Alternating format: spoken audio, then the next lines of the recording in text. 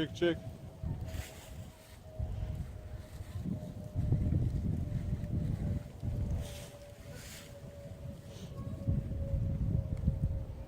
Hadi gel bakalım. Yoruldu. Arabada uyuyacak.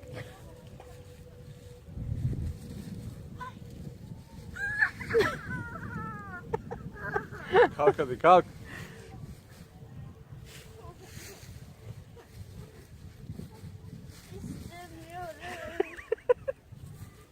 Gözüne dikkat. Tamam. Biraz daha yürü. Geçti. Tamam. İki elinle tut. Düşeceksin.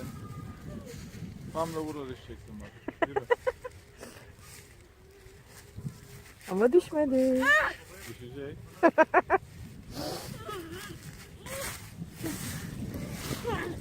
Aferin kızıma. Düştün mü Melis?